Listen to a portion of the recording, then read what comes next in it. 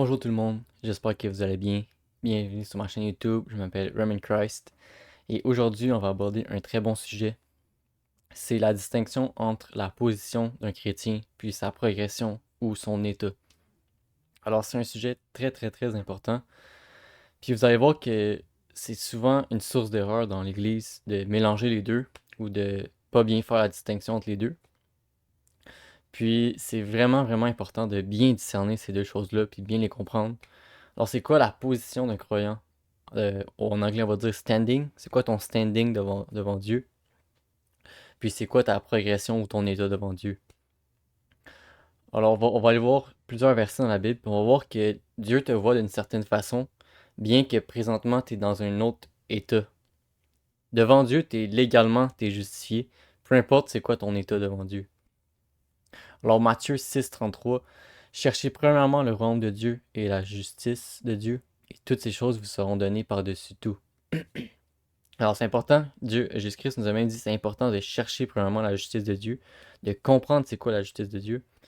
Puis après ça, tu vas pouvoir aller faire le reste, aller chercher d'autres choses. Alors, c'est quoi la justice de Dieu? C'est ça qu'on va voir aujourd'hui. Euh, Galates 2,18. Mais tandis que nous cherchons à être justifiés par Christ, alors juste avant on parlait de chercher la justice de Dieu, maintenant à être justifiés par Christ, si nous étions aussi nous-mêmes trouvés pécheurs, Christ serait-il un ministre du péché? Loin de là, car si je rebâtis les choses que j'ai détruites, je me constitue moi-même un transgresseur, car c'est par la loi que je suis mort à la loi, afin de vivre pour Dieu. C'est un passage très très très puissant pour élaborer ce qu'on va dire aujourd'hui. C'est ça qui arrive, c'est que les personnes, en essayant de se justifier par Christ, et moi-même, ça m'est arrivé, je vous dis pas ça parce que je suis meilleur, ils vont commencer à penser que Christ, c'est un ministre du péché. Mais il va dire loin de là. Parce que si tu rebâtis sur la loi, tu te constitues toi-même un transgresseur. Alors, c'est important de ne pas mélanger ta position devant Jésus-Christ et ta progression. C'est ça qui va dire si tu te trouves toi-même étant un pécheur à cause de ta progression, de ton état devant Dieu, de ton état de péché, est-ce que Christ, c'est un ministre du péché? Il va dire loin de là parce que Christ, il t'amène la position. Puis en essayant de te justifier pour comprendre que, ok, Jésus-Christ te pardonne devant Dieu, te la robe blanche, sans tache ni ride. Si tu réalises que tu es dans le péché, ça fait pas en sorte que Jésus-Christ, son but, c'est que ton état soit la position devant Dieu. Je sais pas si c'est clair. Non, c'est ça en fait qui est important de discerner ici. Galates 3.1. Ô Galates dépourvus de sens, qui vous a fasciné, vous, aux yeux de qui Jésus-Christ a été peint comme crucifié.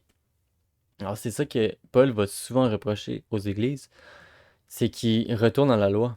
Alors vous allez voir que le livre d'Hébreux, c'est vraiment ça le but de la lettre en fait, c'est de leur montrer que ta position puis ton état devant Dieu, c'est deux choses totalement différentes. Maintenant, c'est dangereux de laisser ta position en Christ pour retourner à ta progression en fait.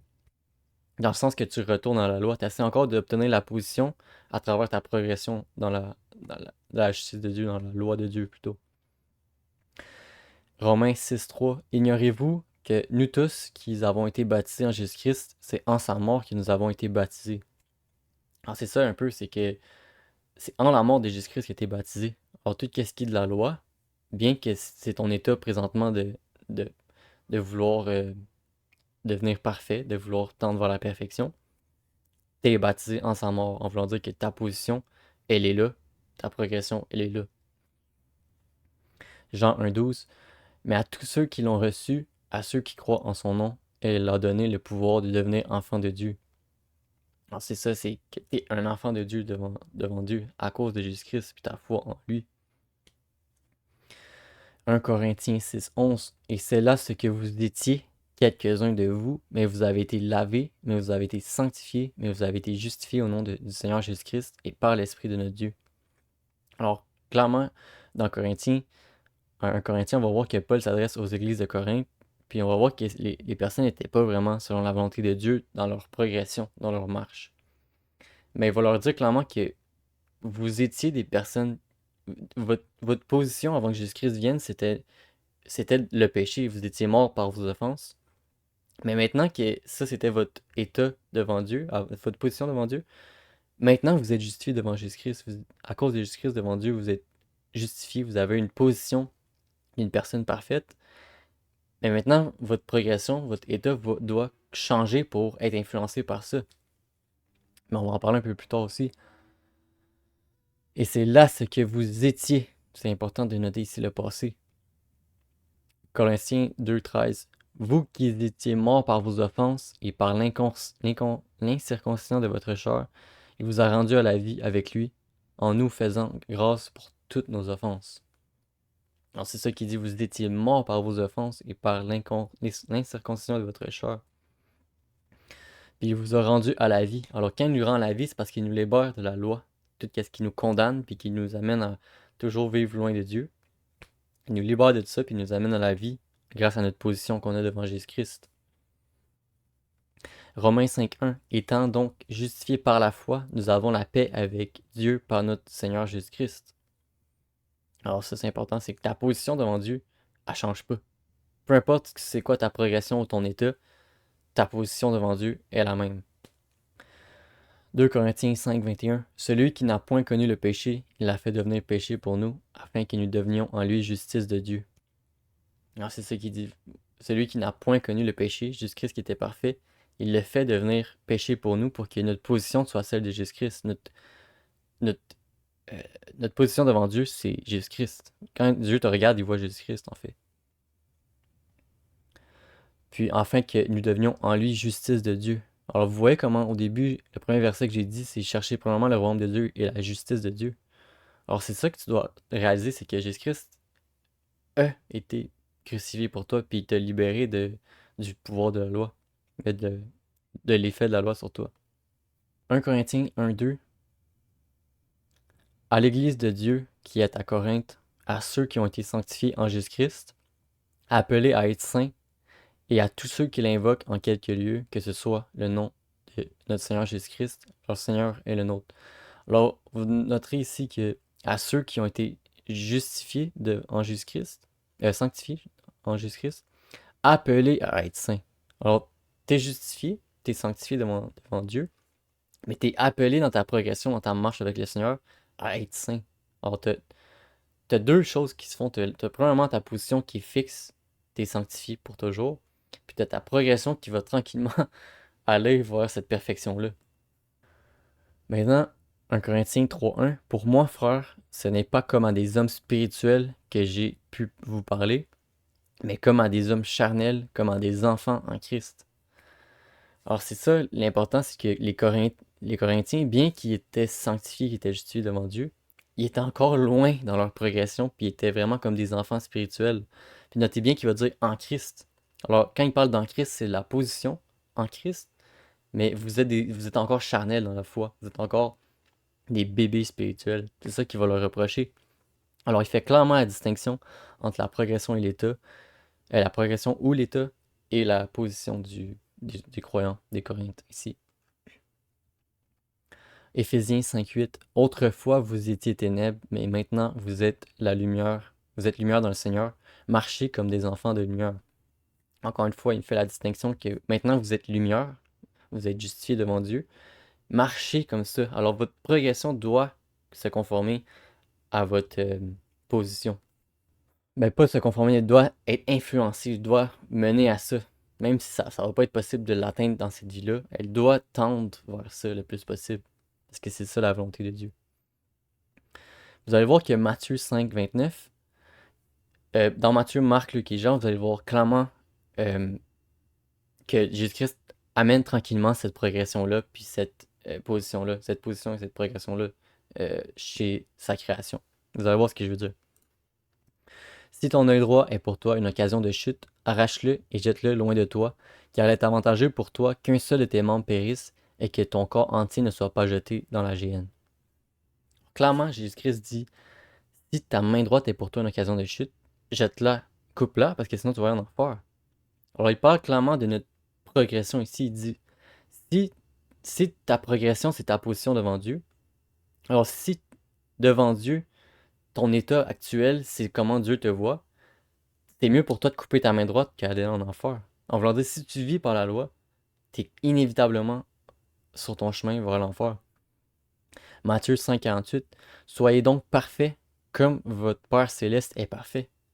Alors, n'importe quel croyant qui voit ça au début de sa marche dans le Seigneur va clairement voir que son état est pas correct devant Dieu. Sa progression est loin d'être parfaite devant Dieu, parce que quand tu vois les standards que Jésus-Christ a mis, tu réalises que tu peux pas aller au royaume des cieux. C'est clair et net dans ta tête. Puis c'est là que beaucoup de personnes vont rester dans cet état-là de condamnation, mais ils vont pas chercher premièrement la justice de Dieu. Alors quand il dit soyez donc parfaits comme votre Père céleste est parfait, c'est que ta foi en Jésus-Christ, ça t'amène à avoir une position parfaite. Matthieu 19, 23 à 26. Jésus dit à ses disciples, je vous le dis en vérité, un riche entrera difficilement dans le royaume des cieux. Je vous le dis encore, il est plus facile à un chameau de passer par le trou d'une aiguille qu'à un riche d'entrer dans le royaume de Dieu. Les disciples, ayant entendu cela, furent très étonnés et dirent, qui donc peut être sauvé? Jésus le regarda et leur dit, aux hommes cela est impossible, mais à Dieu tout est possible. Alors clairement ici, Jésus-Christ, il les prépare tranquillement à recevoir la position parfaite devant Dieu. Il va leur dire, aux hommes cela est impossible, mais à Dieu tout est possible, parce que Jésus-Christ savait qu'il allait mourir sur la croix, puis qu'il allait nous offrir cette position-là parfaite. Mais les disciples, ils voyaient encore leur état, leur progression devant Dieu comme étant comme un chameau qui essaie de passer par un trou d'aiguille. C'est là qu'ils vont dire qui donc peut être sauvé. Parce qu'ils réalisent clairement que, ok, notre état est loin d'être parfait comme Dieu. 2 Corinthiens 5,17. Si quelqu'un est en Christ, il est une nouvelle créature. Les choses anciennes sont passées. Voici toutes choses sont devenues nouvelles. Alors clairement, toutes les choses de ton passé, c'est lavé devant Dieu, t'es purifié, t'es rendu une nouvelle créature grâce à ta position en Jésus-Christ. Hébreux 10, 14. Car par une seule offrande, il a amené à la perfection pour toujours ceux qui sont sanctifiés. Alors quelqu'un qui dit qu'il peut perdre le salut, devant Dieu, ta position est fixe, puis elle ne changera pas pour l'éternité. Il a amené à la perfection pour toujours ceux qui sont sanctifiés. Alors bien que ta progression actuelle, ton état actuel, est loin d'être parfaite, tu es sanctifié pour toujours, et il t'a mené à la perfection pour toujours. À grâce à son offrande, à son sang qui a été versé. Philippiens 3,12. Ce n'est pas que j'ai déjà remporté le prix ou que j'ai déjà atteint la perfection, mais je cours pour tâcher de la saisir, puisque moi aussi j'ai été saisi par Jésus-Christ. Alors on voit clairement ici qu'il court, sa progression court vers la position qu'il a en Jésus-Christ, mais il est loin de l'atteindre actuellement. Ok, il dit, ce n'est pas que j'ai remporté le prix ou que j'ai atteint la perfection. Il parle clairement de sa progression, de son état. Il dit, est loin d'être comme ma position en Jésus-Christ. Mais je cours pour tâcher de la saisir, en voulant dire que ma position influence ma progression qui va tranquillement mener à cette position-là parfaite devant Jésus-Christ. Mais encore une fois, on peut pas obtenir cette position-là dans cette vie-là actuelle.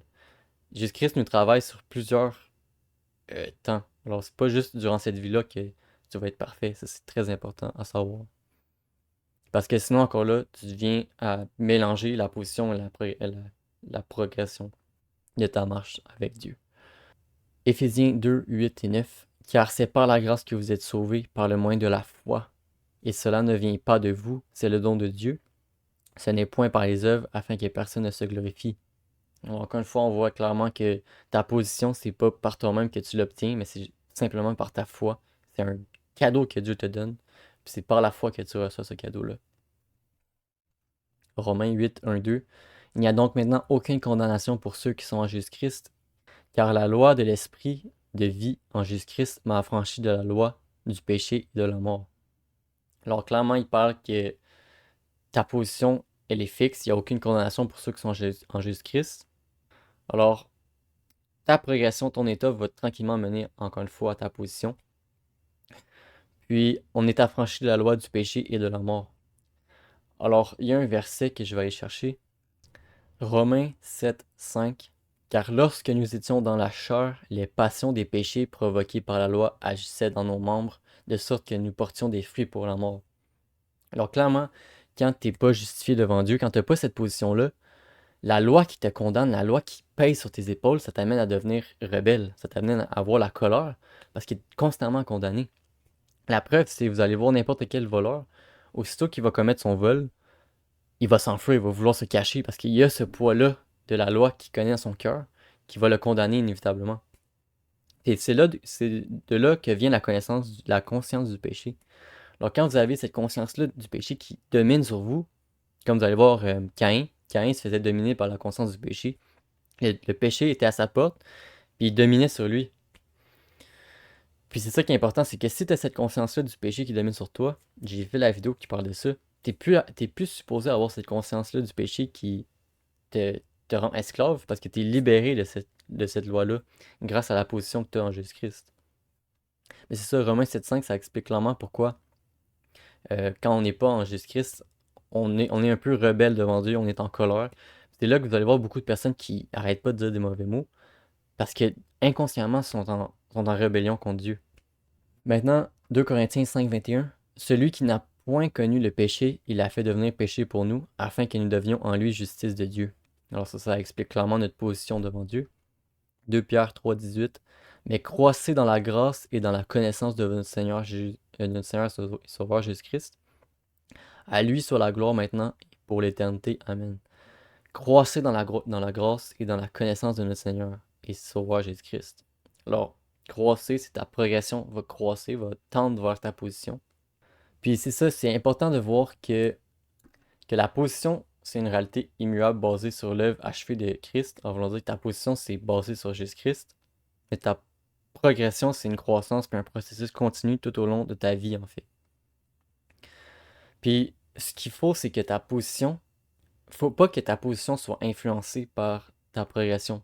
En fait, elle peut pas l'être. Ta position est fixe devant Dieu. T'es comme ça. T'es pardonné à cause de Jésus-Christ. Maintenant, il faut que ta progression, ton état, soit influencé par ta position.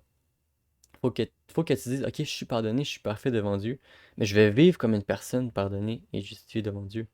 C'est là que vous allez voir que les Corinthes, Paul va leur dire, vous qui avez été sanctifiés par Jésus-Christ, mais vous êtes encore charnel, tendez vers cette perfection-là. Alors c'est ça qui est important de voir, c'est que il y a clairement une distinction entre les deux, puis c'est important de bien réaliser ça. Sinon, ça va être difficile de bien comprendre la justice de Dieu. Puis, je pense que ça fait vraiment le tour. J'espère que ça vous a éclairci. Puis comme je dis, c'est souvent une erreur qu'on fait dans le début de notre marche avec le Seigneur.